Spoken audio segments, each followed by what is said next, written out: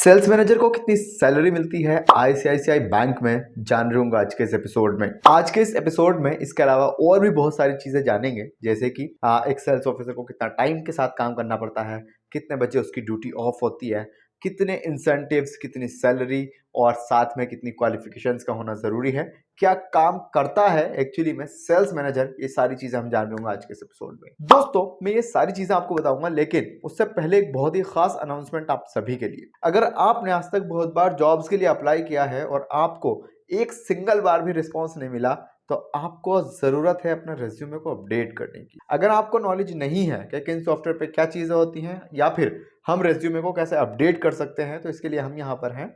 अभी का भी कांटेक्ट करिए इस वाले नंबर पे और पता कर लीजिए कितने पैसे एंड क्या चीजें हो रही हैं। Starting price as a fresher 299 है। अगर आपको जरा सा भी इंटरेस्ट है ना, तो प्लीज जरूर से कांटेक्ट कीजिएगा। एक अच्छा प्रोफेशनल एटीएस फ्रेंडली रेज्यूमे होना आपके लिए बहुत ज्यादा जरूरी है और यह आपका फर्स्ट स्टेप है। दोस्तों पहला काम जो है वो है टीम लीडरशिप। देखिए एक सेल्स मैनेजर पूरी टीम को बहुत अच्छे से बांध के रखता है फर्स्ट ऑफ ऑल, और उसको सारा काम समझाता है, पूरी टीम को लीड करता है। टीम को लीड करने के साथ साथ टीम को मोटिवेट करना, टीम को सारा काम समझाना और टीम से काम निकलवाना, यह रिस्पॉन्सिबिलिटी होती है सेल्स मैनेजर की। नंबर 2 है यहाँ पर स्ट्रेटेजिक प्लानिंग, यानी कि अगर आपको अच्छी सेल्स लानी है तो आपके पास कुछ स्ट्रेटेजीज होनी चाहिए जो कि एक सेल्स मैनेजर बना रहा होता है और फिर वो डिस्ट्रीब्यूट करता है अपनी टीम के साथ कि ये स्ट्रेटेजी आपको अपनानी है और इस स्ट्रेटेजी को यूज करके आपको एक अच्छी सेल्स लेकर आनी है, अच्छे लीड्स लेकर आने। तो ये काम किसका है भैया? सेल्स मैनेजर का। एक सेल्स मैनेजर का तीसरा काम है कस्टमर रिलेशनशिप मैनेजमेंट। देखिए as a sales officer, as a sales executive, सभी का काम है ये कि आपको जो क्लाइंट्स हैं उनके साथ एक बहुत अच्छा रिलेशनशिप को मेंटेन करके चलना है, और साथ में जो हमारे सेल्स मैनेजर भैया हैं उनकी तो ये रिस्पॉन्सिबिलिटी है। ठीक है, अगर किसी ने कुछ कर भी दिया तो आपको रिस्पॉन्सिबिलिटी यहाँ पे पूरी निभानी है, आपको पूरा काम संभालना है। जो भी रिलेशन है, जो भी रिश्ते हैं कस्टमर के और एक सेल्स मैनेजर के, वो बहुत अच्छे होने चाहिए। तो अगर आप बनना चाह रहे हो तो आपको रिश्ते बनाने आने जरूरी है। नंबर 4 पे जो काम है वो कुछ इस तरीके से है, ट्रेनिंग एंड डेवलपमेंट। देखिए जितना भी स्टाफ आपके अंदर काम कर रहा है, ठीक है, एज ए सेल्स मैनेजर आपके अंडर जितना भी स्टाफ काम कर रहा है, आप सबको ट्रेनिंग दोगे, प्रॉपर तरीके से गाइडेंस दोगे कि भाई आपको आज ईस्ट में जाना है, आपको वेस्ट में जाना है, आपको ऐसे करना, आपको ऐसे करना।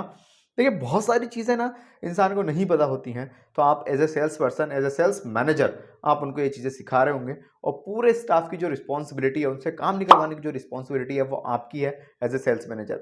और ये सारी चीज़ें जो स्पेशली बताई जा रही हैं, ये आईसीआईसीआई बैंक के लिए बताई जा रही हैं। ज़्यादातर बैंकों में भी सेम सेम होती हैं, लेकिन हम आज आईसीआईसीआई बैंक के बारे में बात कर रहे हैं। नंबर 5 पे जो एक सेल्स मैनेजर काम करता है वो है परफॉर्मेंस मॉनिटर।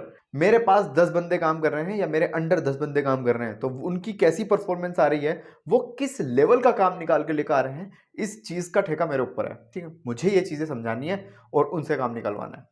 तो यार जो परफॉर्मेंस है ना उसको एनालाइज करना ये मेरी रिस्पॉन्सिबिलिटी है। किसकी? एज सेल्स मैनेजर की। ठीक है, तो अगर आप एक सेल्स मैनेजर बनना चाहते हो तो आपको थोड़ा एनालाइजिंग का ज्ञान होना जरूरी है कि किस तरीके से हम चीज़ों को कर सकते हैं और एनालाइज कैसे किया जाता है, किसकी क्या रिपोर्ट्स हैं, आपको ये तैयार करनी आनी चाहिए। नंबर 5 के साथ साथ नंबर 6 ये है मार्केट एनालाइजिंग। देखिए आए दिन कुछ ना कुछ ट्रेंड्स चलते हैं। ठीक है, हमारे बहुत सारे कंपटीटर भी हैं। जैसे मान लो मैं आईसीआईसीआई बैंक में काम करता हूं तो एचडीएफसी भी है, साथ में एक्सिस बैंक भी काम कर रहा है, कोटक महिंद्रा बैंक भी काम कर रहा है। तो हमारे जो कंपटीटर हैं वो किस तरीके से काम कर रहे हैं, इसके ऊपर हमें नजर जमानी है एज ए सेल्स मैनेजर। और साथ ही साथ मार्केट के अंदर जो ट्रेंड्स हैं, जो रेगुलेशंस हैं, क्या हमारे सारे के सारे बंदे उसके हिसाब से काम कर रहे हैं, ये बात भी आपकी नॉलेज में होना जरूरी है। दोस्तों ये है नंबर 7 प्रोडक्ट प्रमोशंस। देखिए जब हम कोई प्रोडक्ट बनाते हैं तो उसके प्रमोशंस करने पड़ते हैं, कुछ ना कुछ प्रमोशंस के मैसेज आपके पास भी आते होंगे। ठीक है, कि आज ये वाला कार्ड ले लो या ये चीजें ले लो।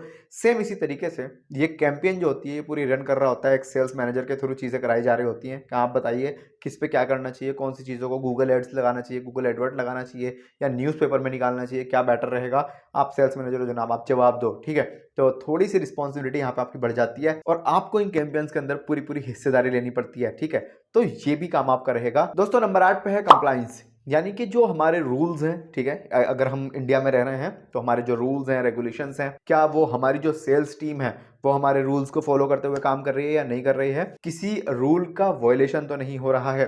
एज ए सेल्स मैनेजर आपकी ये निगरानी में रहना चाहिए।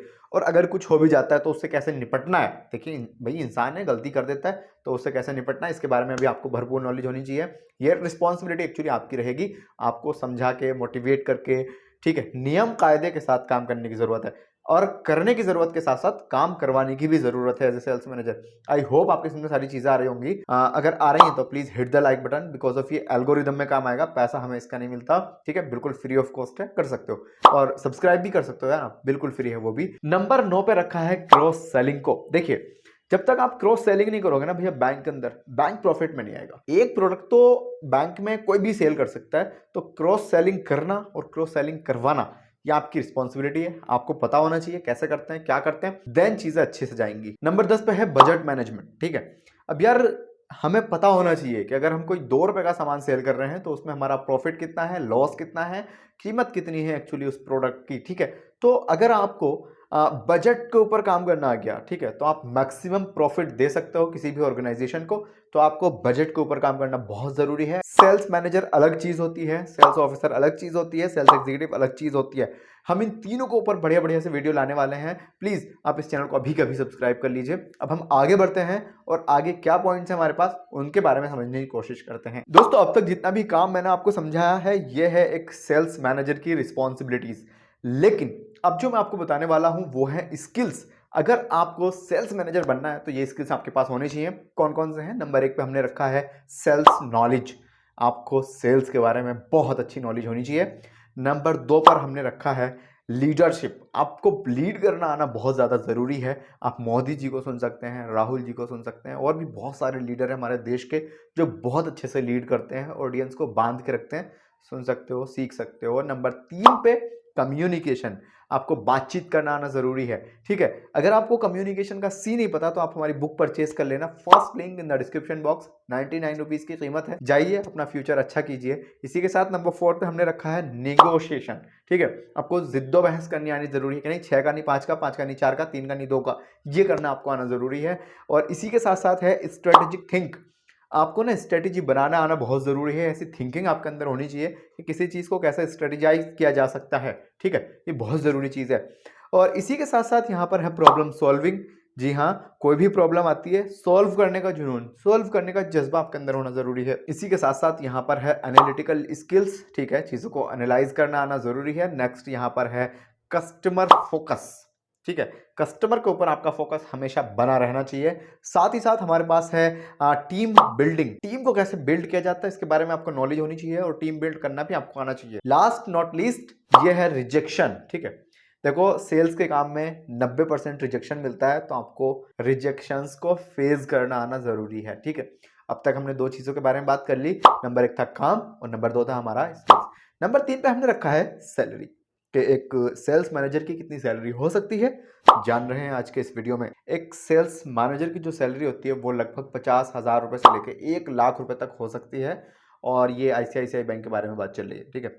और ये स्पेसिफिक नहीं है, ठीक है, हम जितनी भी सैलरियां यहाँ पे बताते हैं ये स्पेसिफिक नहीं हो सकती हैं, क्योंकि भाई देखो स्किल्स, अचीवमेंट्स, आपकी एजुकेशन, क्वालिफिकेशंस, ठीक है, और आपका एक्सपीरियंस, इन सभी चीज़ों के बेस पे आपकी सैलरी कुछ भी हो सकती है, कहीं भी हो सकती है, ठीक है। तो जज करने की ज़रूरत नहीं है फिलहाल। और हाँ, ये सैलरी है, इसके अलावा इंसेंटिव एंड बोनसेस एंड और भी दुनिया भर की चीज़ें जो मिलती हैं एक सेल्स मैनेजर को, आई मीन टू से जो बैंक के कर्मचारी को मिलती हैं वो सेल्स मैनेजर को भी मिलेंगी, ठीक है। आई होप आपकी समझ सारी चीज़ें आ गई होंगी। अब हम बहुत इंपॉर्टेंट पॉइंट पे बात करने वाले हैं, और ये नंबर 4 पे है, और ये है एक्चुअली में अप्लाई प्रोसेस। एक सेल्स मैनेजर की जॉब को कैसे ले सकते हैं, अप्लाई करने का क्या तरीका है, ये बहुत ही ईजी है। सबसे पहले तो देखो आपके पास ना कुछ अच्छी एजुकेशन होनी चाहिए, ठीक है, अगर आपको मैनेजर पोस्ट पे जाना है तो, ठीक है। लेकिन अगर आप कह रहे हो कि नहीं हमारे पास ऐसा कुछ नहीं है, तो मैं आपको बता देता हूँ। सबसे पहले आप लिंक्डइन के थ्रू अप्लाई कर सकते हो किसी भी बैंक में, या फिर इन बैंकों की ना खुद की ऑफिशियल साइट होती है जहां से ये जॉब्स ऑफिशियली जॉब्स बांटते हैं, तो आप वहां से भी अप्लाई कर सकते हो। बाकी अपना naukri.com, shine.com, इनकी तरीके की बहुत सारी एप्लीकेशंस हैं जहां से मे भी आपको जॉब मिल जाए। पॉसिबल तो थोड़ा सा है, लेकिन हाँ ज़्यादातर तो यहाँ से मुश्किल ही होता है, ठीक है जी। तो ये कुछ तरीके थे जहां से अप्लाई करके आप जॉब ले सकते हो। बाकी मैं अगर बात करूं एजुकेशन की, कि कितना पढ़ा लिखा होना जरूरी है एक सेल्स मैनेजर बनने के लिए और एक्सपीरियंस कितना हो। तो देखो, बैंकिंग फील्ड का कम से कम 3 से 4 साल का एक्सपीरियंस आपके पास होना चाहिए, तब जाकर के आप एक मैनेजर पोस्ट पे एग्जिस्ट कर रहे होंगे।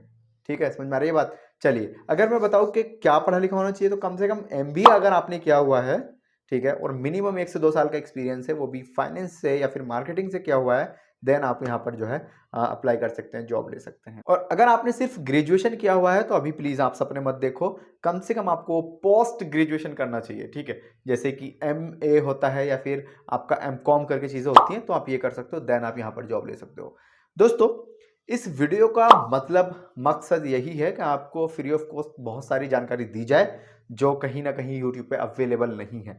अगर आप हमसे किसी और टॉपिक पे कुछ अच्छा वीडियोस चाहते हो, प्लीज कमेंट्स में लिखिएगा। और हम भी बहुत बड़े एक्सपर्ट नहीं हैं, गलतियां सबसे होती हैं, शायद अगर कुछ हुआ है तो प्लीज वो आप हमें सही कर सकते हो कमेंट सेक्शन में, हम इंप्रूव करेंगे नेक्स्ट टाइम। और इसी तरह के वीडियोस देखने के लिए सब्सक्राइब कर लेना। इंस्टाग्राम पर फॉलो नहीं कर रहे हो, क्यों नहीं कर रहे हो भाई, कर लो, लिंक इधर आ रहा है, कर सकते हो। ठीक है, फिलहाल इस वाले वीडियो में इतना ही, मिलते हैं दूसरे वीडियो में, धन्यवाद।